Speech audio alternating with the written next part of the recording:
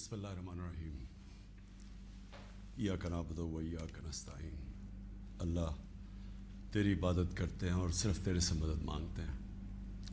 میرے پاکستانیوں، تقریباً 26 سال پہلے جب میں نے تحریک انصاف شروع کی تو اس کے پرنسپلز میں پھر سے آپ کو ریپیٹ کرتا ہوں، کیونکہ یہ کبھی 26 سال یہ پرنسپل چینج نہیں ہوئے میرے. ایاک نعبد و ایاک نستعین، خودداری. تحریک کا نام انصاف، اور پھر فلاحی ریاست اور انسانیت. ان پرنسپلز تھے جو جب سے میں نے یہ پارٹی شروع کی ان 3 پرنسپلز پہ میں چلا ہوں. تو میں 2 کے اوپر آج بات کرنا چاہتا ہوں خاص طور پہ. ایک ہے خودداری اور دوسری انصاف. جو سپریم کورٹ کا فیصلہ آیا، مایوسی ہوئی مجھے، لیکن میں یہ واضح کر دوں کہ سپریم کورٹ اور پاکستان کی عدلیہ کی میں عزت کرتا ہوں. میں نے ایک ہی دفعہ جیل گزاری ہے، اور وہ آزاد عدلیہ کی تحریک کے اندر میں جیل میں گیا، کیونکہ یہ میرا ایمان ہے کہ جب تک ایک ملک کے اندر انصاف نہیں ہوتا، کوئی بھی مہذب معاشرہ اس کی بنیاد انصاف پہ ہوتی ہے، اور جو انصاف کے گارڈین ہوتے ہیں وہ آپ کی عدلیہ ہوتی ہے. تو میں یہ کہتے ہوئے مجھے افسوس ہوا، اور افسوس کیوں ہوا میں یہ اپنی قوم کے سامنے واضح کر دوں. جو بھی عدلیہ کا فیصلہ ہم ایکسیپٹ کرتے ہیں، افسوس اس لیے ہوا کہ جو ڈپٹی اسپیکر نے جو اسمبلی پروگ کی تھی، اس کی وجہ کیا تھی؟ اس کی وجہ یہ تھی آرٹیکل 5، یعنی کہ بیرونی مداخلت ہوئی تھی پاکستان کے عدم اعتماد پہ. تو میں یہ چاہتا تھا کہ سپریم کورٹ کم از کم اس کو دیکھتا تو صحیح. یہ بڑا سیریس الزام ہے کہ ایک باہر سے ملک آپ کے اندر ایک پوری سازش کر کے ایک گورنمنٹ کو اس کے خلاف سازش کر کے اس کو گراتا ہے. تو اس کے یہ اتنا سیریس ایلیگیشن تھی کہ میں چاہتا تھا کہ اس کی کوئی پروب ہو. کم از کم سپریم کورٹ وہ جو مراسلہ ہے، جو ڈاکیومنٹ ہے، کم از کم اس کو بلا کے دیکھ تو لیتا کہ کیا یہ جو ہم کہہ رہے ہیں کہ اتنی بڑی سازش ہے اور رجیم چینج کی کوشش ہے، کیا ہم سچ بول رہے ہیں یا نہیں بول رہے ہیں. تو مجھے تھوڑی سی مایوسی ہوئی، کیونکہ یہ اتنا بڑا ایشو ہے اور اس کے اوپر کوئی سپریم کورٹ میں بات نہیں ہوئی. اور دوسرا مجھے افسوس یہ ہوا کہ اتنی جلدی جتنا فیصلہ آیا، جو 63A، یعنی کہ جو کھلے عام ہارس ٹریڈنگ ہو رہی ہے، پولیٹیشنز کے ضمیر خریدے جا رہے ہیں، بھیڑ بکریوں کی طرح ان کو بند کیا جا رہا ہے ہوٹلز میں، اور ان کی قیمتیں لگائی جا رہی ہیں. سوشل میڈیا کا زمانہ ہے، بچے کو پتہ ہے اب کس قیمت کے اوپر اپنے ضمیر بیچ رہے ہیں. کون سی جمہوریت ہے یہ؟ کون سی دنیا کی جمہوریت میں اس چیز کی اجازت دی جاتی ہے؟ اور جو سب سے بڑا انصاف کا فورم ہے عدلیہ، اس سے ہم ایکسپیکٹ کرتے تھے کہ کم از کم اس کے اوپر اور کچھ نہیں تو سو موٹو ایکشن لے، کیونکہ یہ تو ایک مذاق بن گیا ہے پاکستان کی ڈیموکریسی کا. کیونکہ یہ تو کہیں اتنے کھلے عام تو میرے خیال میں بنانا ریپبلکس میں بھی نہیں سیاستدان نہیں بکتے جو یہ بک رہے تھے اور بک رہے ہیں. اور وہ دیکھیں ابھی جو پنجاب میں ہو رہا ہے، کبھی وہ اواری کے اندر لوگ بند ہیں جناب، ان کو نکل رہا ہے گارڈز. تو یہ تو کوئی جمہوریت نہیں ہے. لیکن اس سے جو سب سے تکلیف دہ چیز ہے کہ دیکھیں، ایک قوم جس کی 60% سے زیادہ آبادی 30 سال کی عمر سے کم ہے، یہ ہماری یوتھ ہے، یہ ہمارا فیوچر ہے.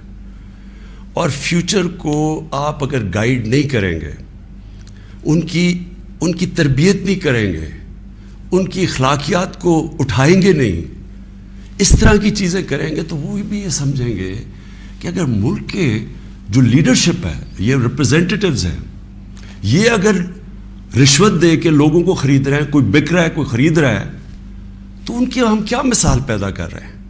یعنی یہ کس طرف جا رہا ہے پاکستان.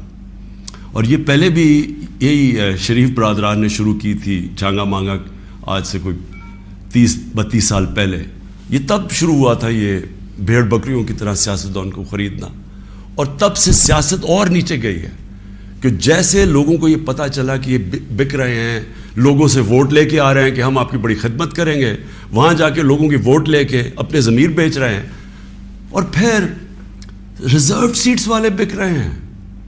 ریزروڈ سیٹس تو ایک تحفہ دیتی ہے ایک پارٹی کسی کو، وہ بکے ہوئے ہیں، وہ کھلے عام بک کے اور وہ دوسری طرف گئے ہوئے. تو میں صرف ایک اب ایز اے پاکستانی بات کر رہا ہوں کہ جو ایک خواب دیکھتا تھا اور شروع سے کہ ایک بڑا ہمارا عظیم ملک بنے گا، اور میری یہ کبھی خواب نہیں گئی میرے سے، میرا یہ بلیف ہے کہ اس ملک نے بڑا ایک عظیم ملک بننا ہے، اور یہ ایک سٹرگل ہے اس طرف جانے کے لیے.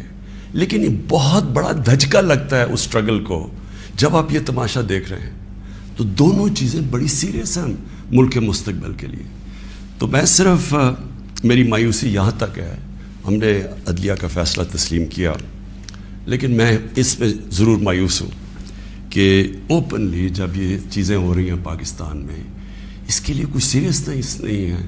یعنی جو بھی انصاف کے ادارے ہیں، جو ہمارے پبلک ہے، وہ یہ جب تماشا دیکھ رہی ہے، تو میں ایکسپیکٹ کر رہا ہوں کہ کوئی بھی اس کے اوپر، جو میں اور میری زندگی کتنے 20 گرمیاں گزری ہیں انگلینڈ میں، اور کافی اور بھی میں نے ٹائم گزارا، دنیا ٹریول کرتا تھا، کرکٹ میں میں ساری دنیا میں گیا ہوں.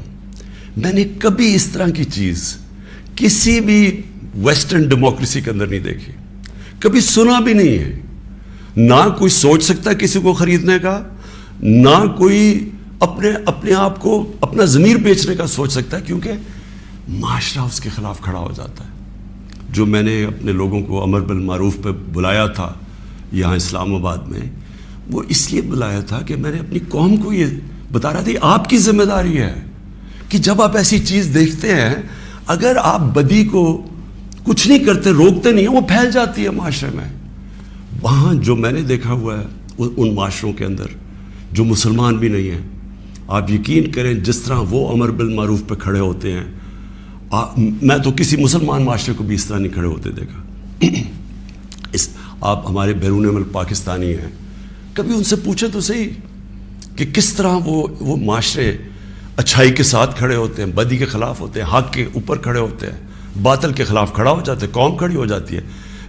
جب برطانیہ میں 20 لاکھ لوگوں کے ساتھ میں نے بھی مارچ کی آج سے 20 سال پہلے عراق وار کے خلاف، تو برطانیہ کو فائدہ ہو رہا تھا عراق وار سے، وہ تیل کی جنگ تھی، لیکن لوگوں نے نکلے، انہوں نے کہا آپ بڑا غلط کر رہے ہیں، آپ جھوٹ بول رہے ہیں، تو قوم نکلی. یہ زندہ قوم کی نشانی ہے.